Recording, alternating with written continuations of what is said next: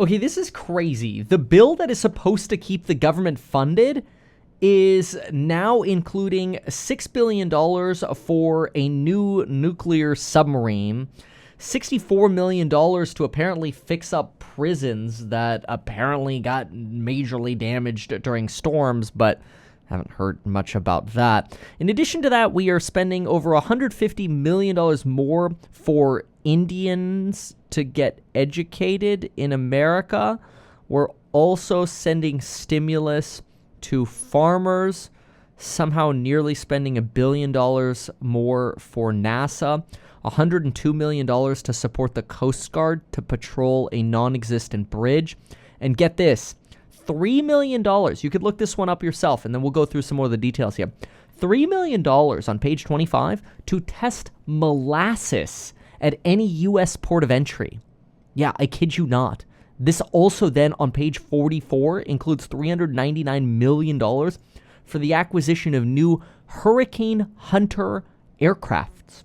We have a lot to talk about in this video, and before we get into some of the crazy, salacious details and all of this, I just want to mention that if you want to learn everything you can about Trumponomics, how to build more wealth, how to save money on taxes, both in 2024 and 2025, get the Trumponomics course. It's at meetkevin.com. It includes trade alerts, long-term trade alerts, short-term trade alerts, tax strategies for 24 and 2025, wealth strategies for building your long-term wealth and income as an entrepreneur, an employee, a parent, you name it. Check it out at meetkevin.com. The price will be going up on Friday, and the course is live now with more content coming soon. Wow, there is a lot going on in this continuing resolution to fund the government between now and March 14th. And it includes your money going to pay raises for folks in Congress. It includes a lot of money going to farmers, nuclear class submarines, money for NASA, disaster relief, and a whole host of other things. I'm going to break through some of the weird things that are in here, and we're going to go through it all piece by piece, including Vivek's weird summary of the law after saying he read it all. But we'll go through it ourselves, and I'll give you my breakdown of it, and I'll give you some reference pages that you could look at as well. Some of these items I will source for you to make it as easy as possible for you once we get towards the end of the video. All right, let's get started. So Elon Musk got me excited about this when he posted a photo on X of a giant stack of paper, calling it the biggest piece of pork he has ever seen. And so I decided, well, let's go see why it's so particularly porky. So the bill extends the government's funding just days before Christmas here through March 14th, 2025. Hasn't been voted on yet, but it's expected that it'll probably pass because lawmakers want to get home for the holidays. It also lifts the pay freeze that has been in place for senators and congressmen and women since 2009, which would slowly allow their salaries to creep up via a cost of living adjustment from $174,000 to potentially up to $243,000 per year. Though that would only bump up about 3.6% in 2025 to about $180,000 per year. Though if you look on X, it comes across that next year their salary is going to go from $174 to $243, but then that's X for you. Inflation adjustments are also being authorized for organizations like the FAA, so they have more money for air traffic controllers, which is probably not a bad idea since there have been a lot of near misses in 2024. And personally, I'm going through my own pilot licensing and training, which I know, it's crazy. Kevin flying, I know. But anyway, let's just say I've been in environments where I'm like, bro, I'm coming into land, and ATC literally just cleared somebody to take off in front of me, and I'm like 30 seconds from landing. ATC, I'm going around.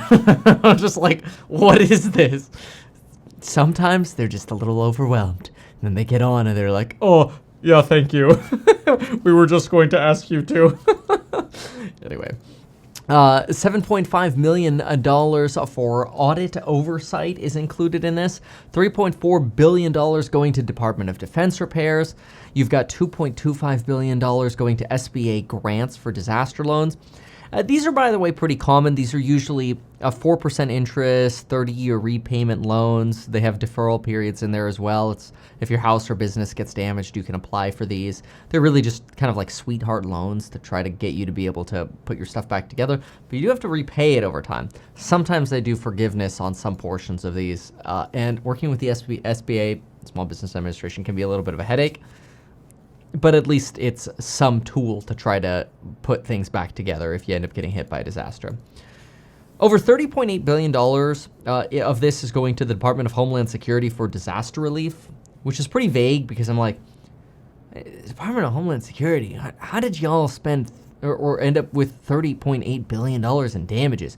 Usually I feel like every organization just says they have disaster-related expenses, so that way they can collect as much money as possible.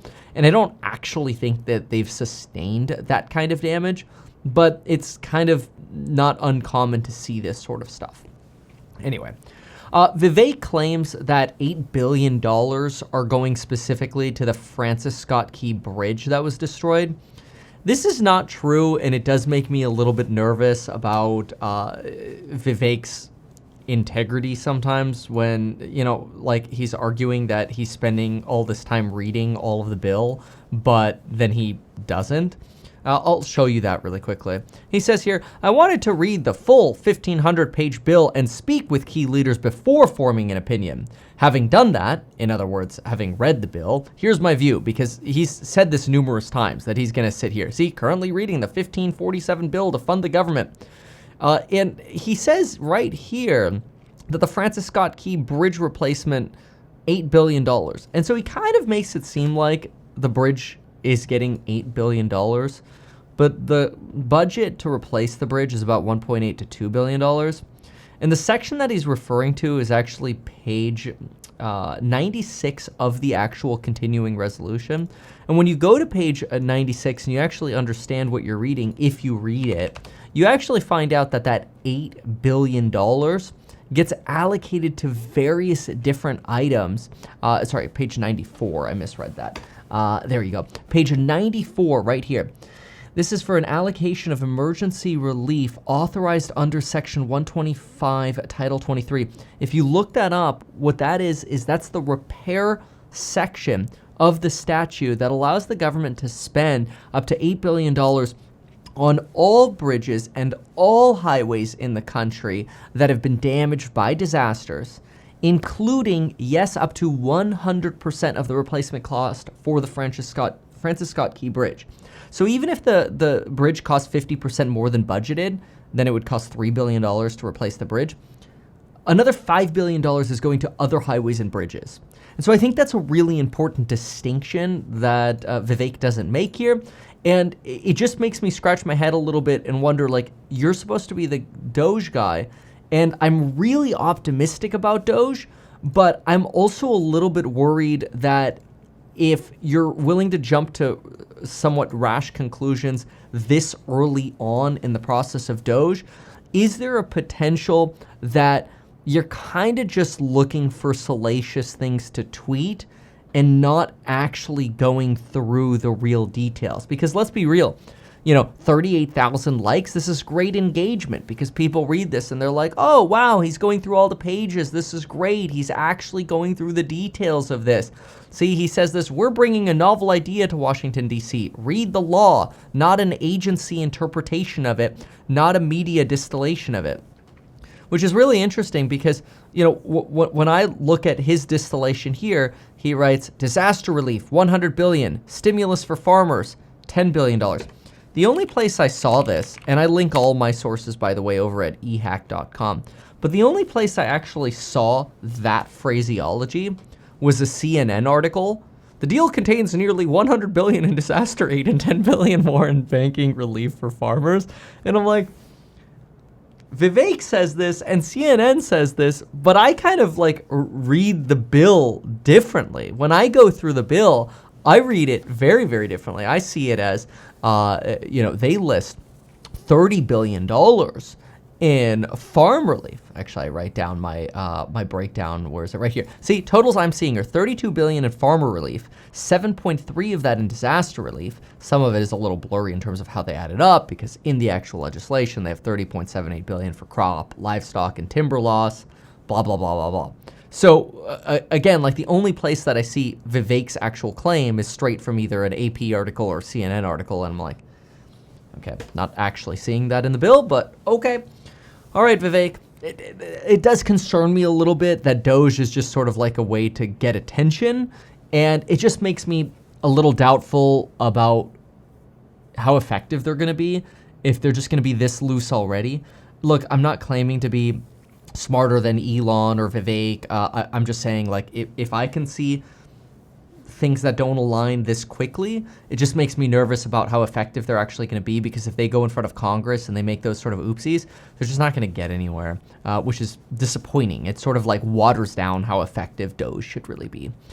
The Department of Interior is getting $3 billion of funding. $18 million of that is going to the Department of Indian Affairs, and $153 million is going to Indian education.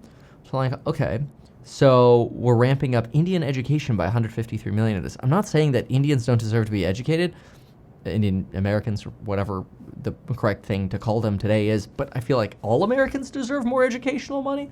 But then I also wonder, like, what does this have to do with the continuing resolution and keeping the government funded? I don't know, because this is an increase in funding, right? $500 million going to fish and wildlife, $2.26 billion going to construction of national park stuff, not damaged stuff, like new construction of stuff, okay? The Forest Service is getting $6.4 billion for damage to 2022, 2023, and 2024 disasters. All right, so we're going back 2 years, well, 3 years basically for this. Department of Health and Human Services is getting $500 million for childcare services. Now, this one I actually think is potentially underfunded. $1.8 billion for a new facility in Guam that was mostly destroyed by the typhoon that hit. You've got about 6,500 service members stationed over there. That's probably actually underfunded, because that typhoon was a Category 4 and that was pretty bad. Whereas like $1.8 billion going for that facility, but the Forest Service is getting $6.4 billion. I don't know. Some of the things just seem a little misaligned. $12 billion more for community development block grants. These are basically Biden bucks that are just sort of handouts to developers that, you know, are politically favored in their communities. $33.5 billion for the Department of Agriculture. We got that. This was an interesting one. A $9 billion, I misread that. $50 million going to the inauguration. That was interesting. $90 million going for emergency planning and security costs in D.C. Of that, $50 million going to the inauguration. $50 million for inauguration security. Now, don't get me wrong. We don't want to see a president getting shot again. So I'm all for more security, but that seems like a lot. But then again, a lot of people show up at that inauguration. Almost $6 billion is going for a Columbia-class submarine requested by the Department of Defense. That's on page 17. The inauguration fund is on page 15 of the bill. Redevelopment under economic adjustment assistance for major disasters, $1.5 billion. I had a little trouble understanding what that was. I think that was flood mitigation.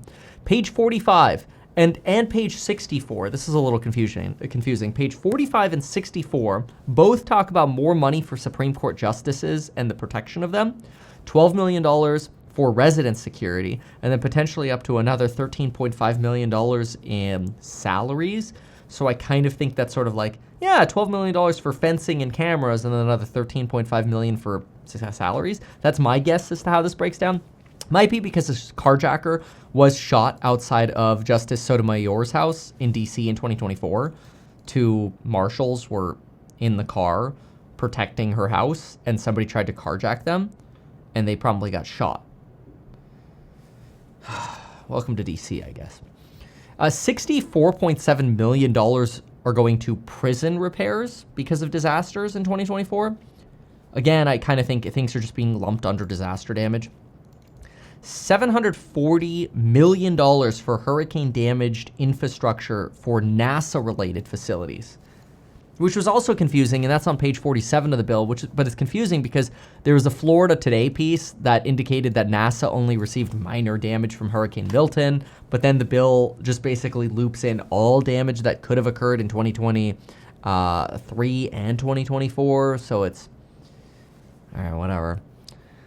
$102.5 million to support operations until September 2027 by the Coast Guard around the collapsed Francis Scott Key Bridge. And this is basically $100 million to patrol the collapsed bridge area. So this I didn't really understand because it's kind of like, this is what it looks like. So you need $100 million in addition to the funding you already have to like, what, drive around this? Or is it like while it's being redeveloped or something? I don't know.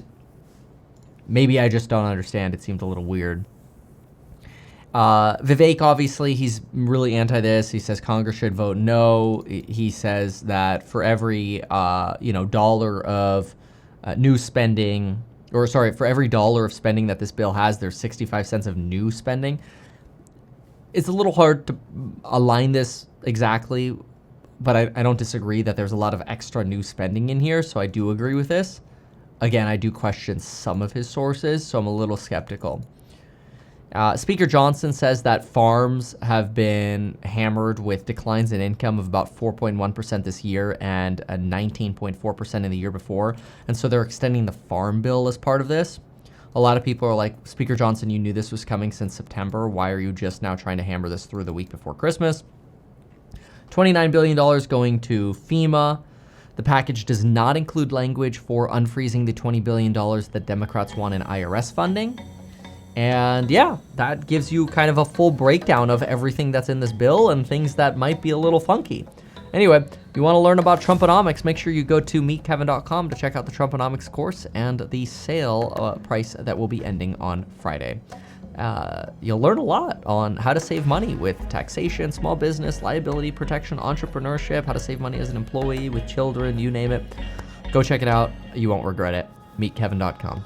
Not advertise these things that you told us here. I feel like nobody else knows about this. We'll try a little advertising and see how it goes. Congratulations, man. You have done so much. People love you. People look up to you. Kevin Paffrath there, financial analyst and YouTuber. Meet Kevin. Always great to get your take.